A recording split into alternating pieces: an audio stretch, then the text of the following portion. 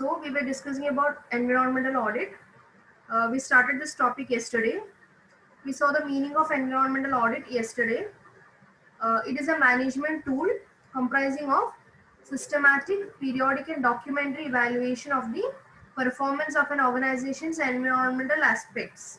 Okay, that is the focus here. The focus of the audit is basically on the environmental aspects, like whether they are following the guidelines and all. And this concept actually started during 1970s in USA and Europe. After that, we saw different types of audit: compliance audit, issues audit, health and safety audit, site audit, corporate audit, due diligence audit, activity or operational audit, and product or life cycle audit. Now, two more topics are there under environmental audit. The first one is stages of audit.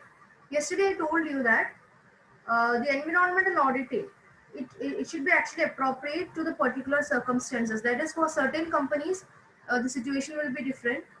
For certain companies, it will be again different. So, and every environmental auditing can be different from each other. They may be approaching various third parties for conducting the audit.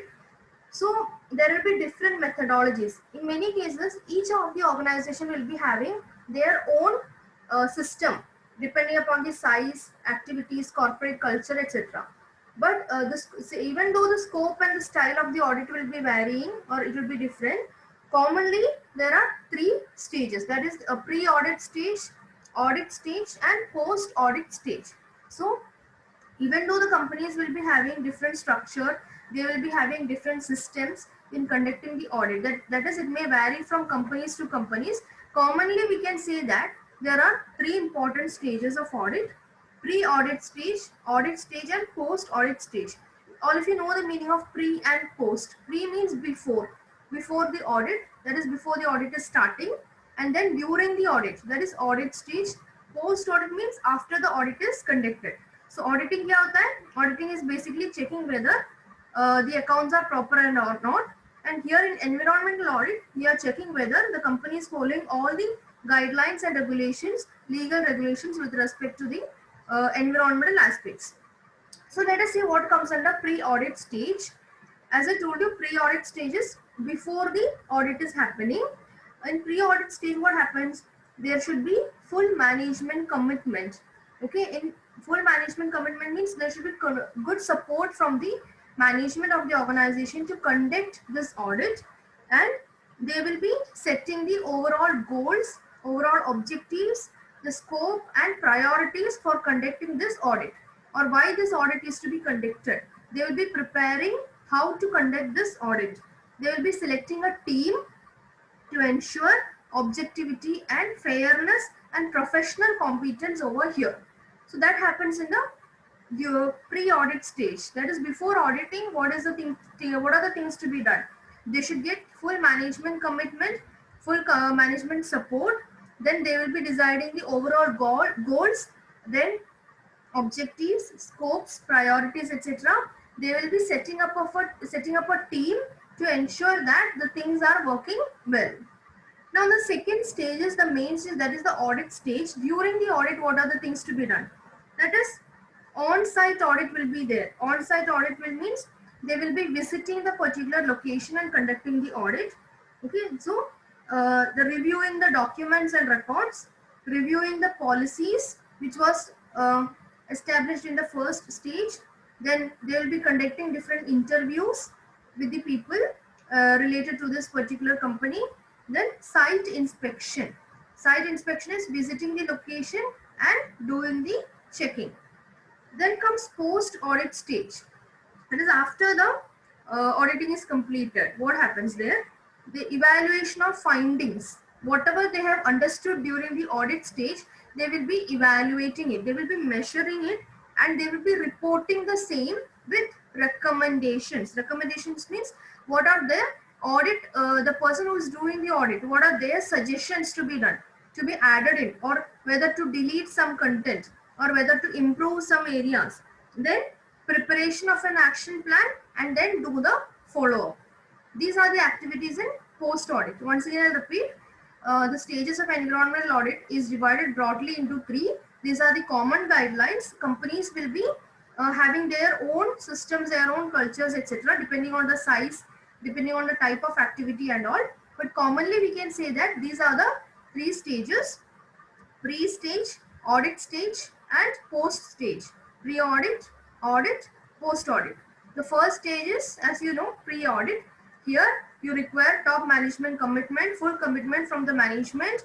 Then the company will be setting up the goals, objectives, priorities, plans, scope, etc. Then also a team will be set up for ensuring that the things are working properly. During audit stage, they may visit the site, that is site inspection. They will be reviewing or checking the documents and records, reviewing the policies. If required, they will be conducting interviews also. Post audit means once the audit is completed, they will be preparing the audit report. They will be evaluating the findings, whatever they have understood during the audit stage. They will be evaluating the same. Evaluating means assessing or measuring or understanding the same. Then they will be reporting it with the recommendations from their side, if any. Then preparing an action plan means how to go ahead now. Action plan.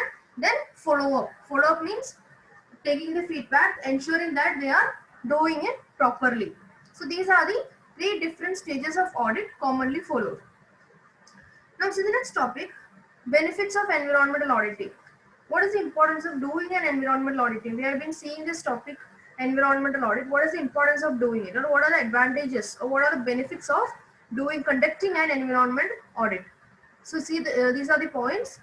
Organizations understand how to meet their legal statutory requirements. Like yesterday we discussed about environment impact analysis, etc. So many companies actually may not be knowing about these requirements. So an environmental audit will help them to understand and how to meet their legal statutory. Statutory means mandatory, compulsory requirements. Then they can also demonstrate, they can also show to the public that they are environmentally responsible, that they are conducting an environmental audit. They also can demonstrate that the environmental policies are implemented by their company. Then understanding environmental problems, they will also be able to anticipate the risk and responses can be planned properly. Then improving, it will also help to improve the environmental performance. They will be starting to use more efficient resources, and also it will result in financial savings. These are the benefits of environmental audit. How these financial savings and all will be there over here? That is gradually, it may not be bringing a very fast impact. Gradually, when we start using, or when we start becoming more environmental friendly or more eco-friendly, like for example using CFL, shifting to LED bulbs, etc., or having solar energy, using solar energy, then all these things in the long run will help us to provide financial savings. So these are the benefits of conducting an environmental audit. Once again, I'll repeat it. Organizations can understand how to meet their legal statutory requirement. They can show to the public, or they can demonstrate that they are environmentally responsible. They can show to the public that their environmental policies are implemented properly. They can understand the environmental problems, that is, a company can understand the environmental problems. They can even anticipate or forecast the risk, and they can also plan the responses accordingly. Then it also helps in improving the environmental performance. They can become more energy efficient. They can start using more efficient resources, and ultimately it will lead to financial savings. Now, one more last point over here, environmental auditing in India. Who is actually basically responsible for these activities? The Supreme Audit Institution in India, which is headed by CAG. CAG means Comptroller and Auditor General of India. As of now, it is Sri Girish Chandra Murmu is the authority. He is the CAG now. And the audit of the CAG is actually classified into three types: financial audit, compliance, and performance audit. Okay, and environmental audit is actually two types: financial audit and compliance and performance audit.